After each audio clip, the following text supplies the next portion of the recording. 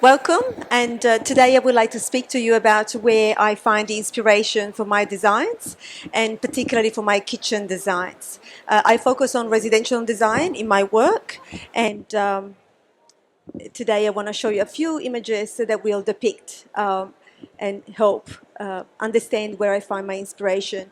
Of course, when we talk about the kitchen is the most important part of the home, where we spend so much time, and of course it has to be a very well-oiled machine and have plenty of storage, etc. But it's very important that it's a beautiful space too. So the first point of the design process, the first stage is to really listen to the client and have the briefing with the client where we discuss if there are any elements that the client would like to incorporate into the design. Sometimes there is an art piece or another element, a particular function that needs to be incorporated into the design, and that can really spark ideas for the whole design process as well. It could be a texture, it could be a color, it could be a shape, and that can really drive the design in a certain direction.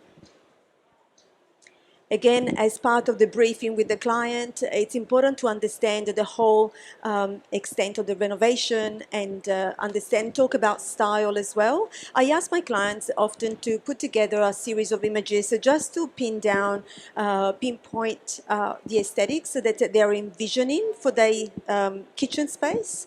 Sometimes this collection of images can be quite eclectic. Other times there is a very strong aesthetic direction, which is fabulous to see. And this collection of images is a wonderful starting point for our conversation on style and finishes. Sometimes inspiration can come from looking at site restrictions, and sometimes there is limitations on site due to location of existing or new skylights, staircases, different finish floor levels, etc. And that can be a source of inspiration as well, even though it's something that we are trying to deal with because it impacts on the space sometimes negatively. It can actually spark ideas on how to deal with the layout and provide solutions as well. Of course, as part of this briefing process, we need to understand the whole extent, the full extent of the renovations, and if new architectural features or existing architectural features are going to be retained or introduced. And sometimes even these elements can be driving the design in a particular direction. It could be a texture, it could be a color scheme that is introduced, such as in this beautiful stained glass window, and they can be almost the hero of the space, and they can drive the choices of the color scheme and the palette that we are going to choose for our design. Sometimes you want to also decide if these elements are going to be a hero or a foe, and sometimes you want to detract from certain elements, so we'll create a new focal point that will draw the eye away from that element and direct towards a more pleasant view. Of course, it's very important to take notice of the materiality and the finishes of the surfaces that are present or that will be introduced into the design space.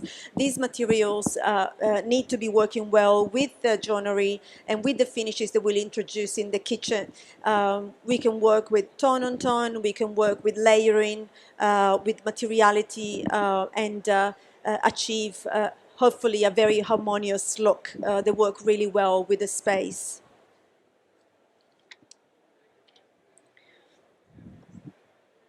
Sometimes my clients come to me with already in mind some selections. For instance, they might say, I've fallen in love with this beautiful porcelain benchtop or with this beautiful marble, and they want to introduce that and make sure that that element is incorporated into the design. Sometimes it could be a light fixture or another architectural element that needs to be highlighted into the design, and that is also a wonderful source of inspiration because it could be the starting point of our color scheme, and making sure that we are creating the space for the display of these elements. Sometimes it could be an appliance. I have a client recently who said, I bought this beautiful freestanding cooktop, and it needs to be the hero in my kitchen. And so that's when we try and work the layout, work that into the layout, so that we make sure that that is really the hero, and it becomes the focal point in the kitchen.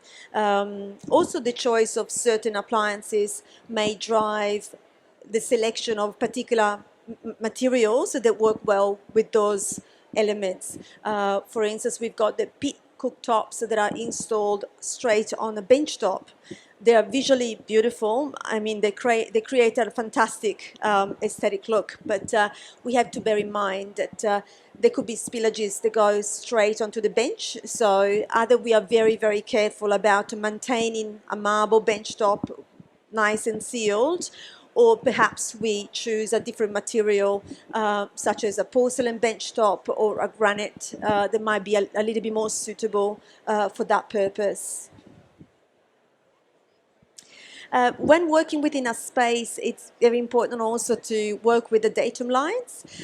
So sometimes we have datum lines that project from specific volumes or negative spaces. And for instance, here we've got a skylight, and there was a datum line that was coming straight out from that line, from the skylight, where the kitchen space was created. On the image in the middle, we have a datum line that it's coming down from the range hood cabinetry, and you've got the splashback that is following that particular line there, and just creates a beautiful sense of balance and harmony. And so we need to work with those lines. Very important, because that really makes the design working specifically with that space, and create a sense of harmony in the space. I was fortunate to be able to attend this year's Milano Design Week back in June. How wonderful to be able to attend such an amazing event. So the Milano Design Week, together with the Salone del Mobile, within that, it's the absolute epicenter of design. It is the benchmark of cutting-edge ideas, and it is the greatest source of knowledge and inspiration that anyone could ever wish to tap into.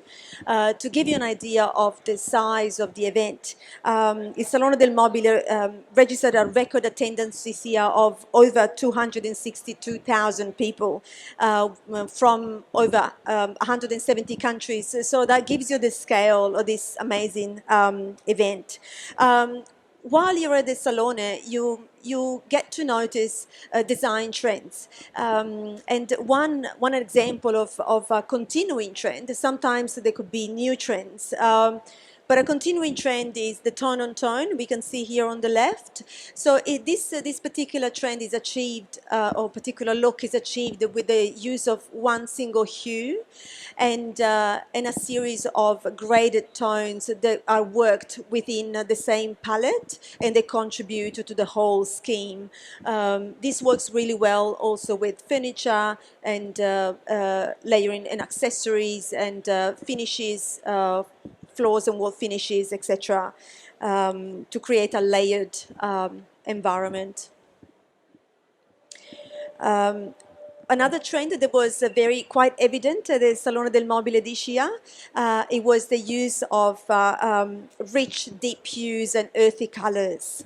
That was present all over. It was quite clear that this is what's happening. This is what designers are going for and what people like. So black, white, and greys been replaced by deep brown, cream, ochre colors, and shades of beige, and complemented with subtle hues of blues and greens, and terracotta, to create a harmonious, but subtle but quite elegant color scheme that subtly anchors the space. Again, during during this event, it was noticeable the use of another trend is the use of curvy and organic silhouettes and shapes. So many furniture pieces and accessories were featuring and were inspired by the shapes and silhouette of botanicals. So to the right here, you can see some seatings inspired by cacti. On the left, obviously inspired by some ducks, some beautiful timber tables, and in the middle there is a very clever vase that is displaying, multiplying the image of flowers with the use of two mirrors. So it's quite playful.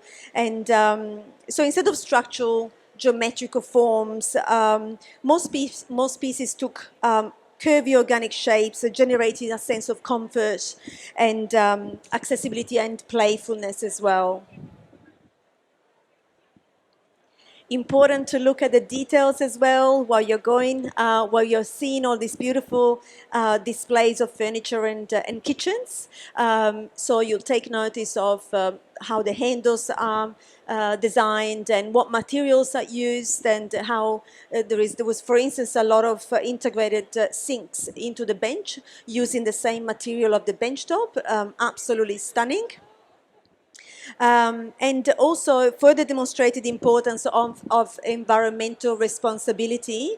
There was a notable absence of plastic and artificial compounds at the Salone di Scia, and instead the designers went back to their roots and experimented with traditional materials such as timber and natural fibers, bamboos, linen and cotton, and marble. So brass, copper, and muted shades of metallics were also used to accentuate pieces as well.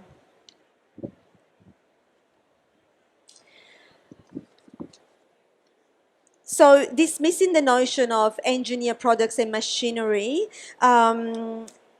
artisanal craftsmanship came right and center this year at the design show, and traditional building techniques were heavily explored by the designers this year. Many pieces were uniquely fabricated using local and natural materials, and so paying tribute to classic techniques and producing really unique pieces and reinforcing individuality and authenticity. Also, innovation, it's very interesting to see when you go to a design event such as Milano Design Week. So you can take notice of new design, of new materials and fixtures that can be incorporated into your design. On the left here, for instance, there is a waterproof fiberglass wall covering. It comes in endless designs. It can really be incorporated into a bathroom, creating such a rich variety of textures and patterns, and it can be extended along the whole wall. And at the same time, it eliminates the presence of those grout lines that can be sometimes problematic in the shower. In the middle, there is a beautiful heated towel rail from Tubers, an Italian company. Tubers products are absolutely mind-boggling. They look like sculptures. They just add so much to a space. They can be the focal point or could be just a subtle addition to the design scheme. And they are just fantastic products. To the right, there is Antonio Lupi shower heads that incorporate an integrated lighting, and that combines aesthetics with functionalities as well. Quite innovative. Lighting, so very important to spend some time thinking, selecting the right lighting fixtures that really work with that space. So important. In these images, you can see on the left, there is some wall lights with radial lighting and shades that it's cast on the wall, and they can constitute a new focal point in your design and almost add that wow factor to that space. The Herzog and de Meuron lighting, very, very elegant lighting in the middle, and some Italian blown glass. lighting from Gallotti e Radice on the picture, in the picture on the right-hand side, very elegant. I was fortunate to be able to attend also the Venice Art Biennale. So this is an art exhibition, contemporary art exhibition that takes place every 2 years in Venice. It is a bit of, it can be challenging because some of the art pieces can be a little bit complex to interpret, but it's definitely entertaining. During this time, it was beautiful to see the display of the different materiality, so varied and so many textures, and the exposure to the use of these materialities and how they're used, how they're combined together and how they work together. It can be an inspiration for me as a designer, because when I'm designing, then I go back to thinking how those materials were working together. Did I like it? Did I not? And also seeing bold art statements can sometimes give permission to a designer to be a bit more daring in their own work. So that is also quite helpful. Also, visiting museums and permanent or temporary exhibitions can be a source of inspiration for my work, for a designer's work. In Treviso, there was a temporary exhibition at the Museo Bailo, and it was about Antonio Canova, so about neoclassicism, and that ties in with what I was talking about before, about trends. So there is, in the last couple of years, there has been neo-heritage Hellenistic revival and trend, and it's a trend that includes neoclassical elements and the reinterpretation of those elements in a more contemporary key. So these statues and patterns are able to humanize a space and create a sense of relaxation and inject a classic feel as well. In the picture to the right, you can see it's from Rossana Orlandi Gallery in Milan, and these are sculptures by Sergio Rogers, and these sculptures are lined in beautiful, colorful silk, and they almost question our assumptions and idealized views of antiquity. So Rogers, by contorting and bending and twisting his columns, is guiding us into a more mystical and visionary dimension of classicism. So again, tying with the idea of playfulness and introducing elements of neoclassicism in our home as well. So the two trends kind of tie in together. Great source of inspiration are magazines, digital publications, and media in general. Some regular sources of reading for me are Yellow Trace, which is a digital publication that provides inspirational resources to creatives, full of beautiful articles on the latest designs. The Zine is another one, and it's published, for instance, an article on Cesar kitchens, and they presented this new line of islands called the Tangram. They're introducing the concept of sinuosity to a kitchen design. Also, Artichoke magazine, it's a beautiful one too, very helpful with the amazing articles on latest designs, Australian. Another way of getting inspired is really tapping into trend forecasting. So of course, as designers, we don't want to just see what's happening in the design world and take inspiration from that and reinterpret that within ourselves. So we want to be at the forefront of design. We want to be setting the trends, not just following the trends. So it's very important to understand what people are thinking, what people want, how a designer is thinking, what's coming up, so that we are always kind of ahead of the game in a way.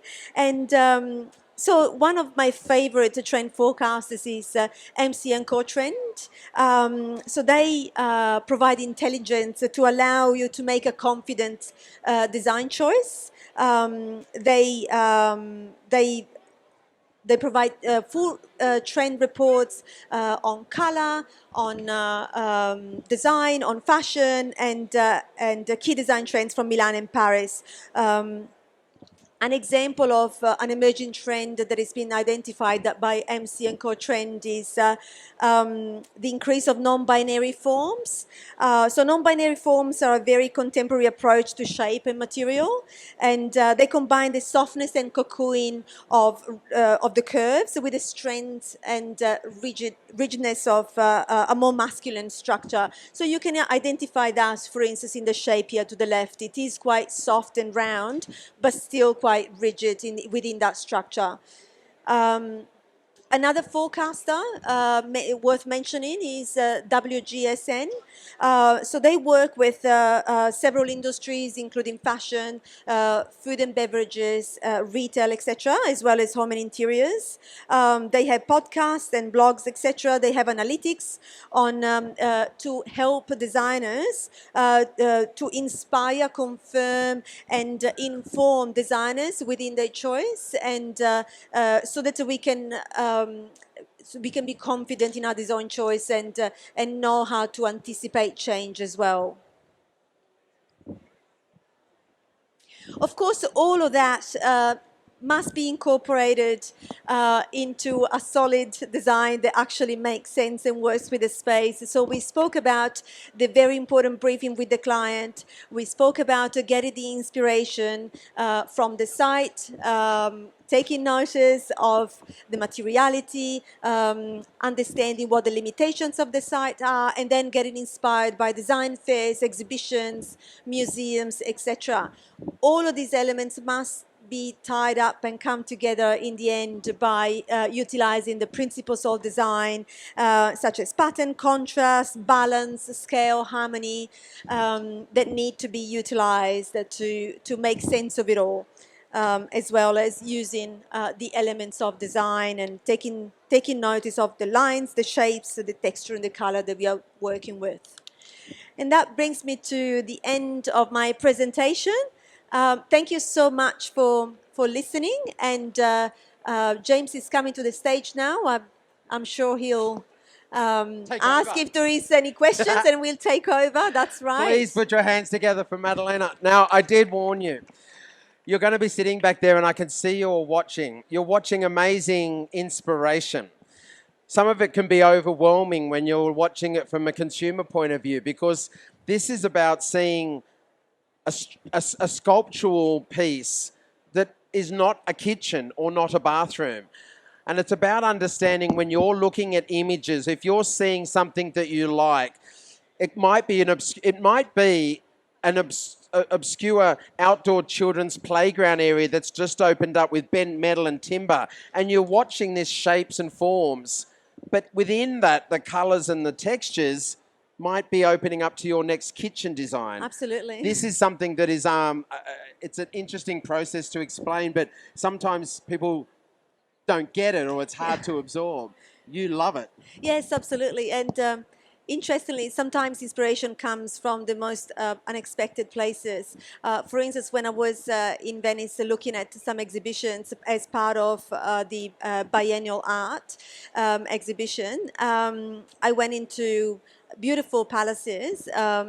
And instead of looking at the artwork, I was looking at the skirting boards and how they were working with the terrazzo floor. There was, including certain patterns. And so I was taking picture of below the actual artwork instead of at the art, because I thought, that was very interesting. It's the ideas. It's I could do that, and that's interesting. So yes, sometimes it's unexpected. I love that when you get to travel for work, we all get to go, I want to go to Venice, and you go, I'm just popping home, see the family. My partner's from Rome, so we travel quite often to Europe, and we normally go in. Sandro looks straight up at the frescoes and goes, wow. And of course, they're amazing. And we walk, he does this, and I go, Oh, and I'm looking at the floor tiles inside churches to see these worn terracotta tones and glazed tiles that are worn and they're so rustic. So it's about interpreting the finishes and how they're going to work in here. Absolutely. It's interesting to also see colour tones and how they relate, because there are colour tones that are working now globally. The design world, and you see this in fashion, in cars, are translating what's happening. We've been through 2 years of craziness. We've been forced inside. We've been separated. We can't touch and hug each other. We are now working from home and educating from home. And this is directly related into the colours that we get to use. You have a strong saturated colour in your glasses frames, and yet a lot of the colours that we're seeing interpreted through everything are much more muted, aren't they? Yes. Explain why that's been happening.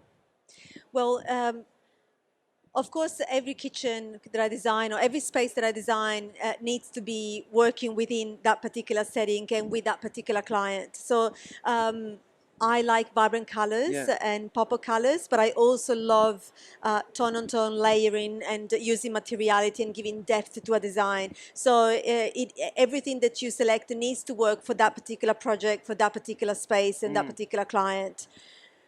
And those muted colours are almost calmer for us when we have them at home. But pops of colour are important because we all love colour. I think, Madeline, I said this to you yesterday, it's interesting when you see designers almost what they wear. This strong colour is a yellow pair of glasses. If she changes the glasses, the look changes, and yet the shirt and the shoes and the pants are not all yellow. Yes. And it's about using colour wisely. You are a maestro of colour choices and putting things together. Have I got any questions that you'd like to ask Maddalena at all? We are in submissive colour tones of sculpture and form. What I do want to point out, there was a particular image that you had that beautiful, almost sculptural fluted arc, and then that sculptural piece. You remember the image? It was quite strong. I look at that and I can see a direct correlation with the beautiful curves that we're getting in islands now, this fluid form. So instead of all these very sharp straight lines that we had in kitchens, particularly in the 90s, we are now going back to almost that 70s aesthetic where curves are back in again. But we're all embracing these because it's a fresh take, it's contrast, and it's a great way to add a new look into a space, even if the home is otherwise square and straight lines. Absolutely, and it's beautiful to be able to do that and add some softness to the space. Sometimes these homes can be quite squarey and quite edgy, and the color scheme can be quite cold as well. And so bringing in a little bit of warmth and a little bit of softness to the space and texture, it is so important. Yes. So important. You create beautiful spaces. I have heard you speak professionally with the whole audience. When with the whole audience, we're all like this, checking everything she's saying because it's a room full of designers at KBDi. You just killed it. We're all the same. We're all like watching your eye candy and ideas. We love your work, but you are a practicing interior designer and a kitchen and bathroom design expert, and you can work with Maddalena on your own home. It's about creating relationships. And now more than ever, when we're questioning budgets and availability of trades, there's a lot of pressure on the industry to create a beautiful space for you. And that can be overwhelming. But it's also about having a relationship with somebody that you feel comfortable with. Because when that beautiful design and that look works so well, there are other options or opportunities for finishes that might adapt the budget without you losing the essence and character of that beautiful form. And that's part of the process of what we are also going through as a design industry. Absolutely. It's trying to achieve that beautiful look and the aesthetics and functionalities within the budget. Everybody's budget is a bit different, and we can achieve those aesthetics, expectations and aspirations using some tricks and still sticking to that budget. Our designer tricks. Please put your hands together for Maddalena Fiorasi. We are very happy to have her on the stage.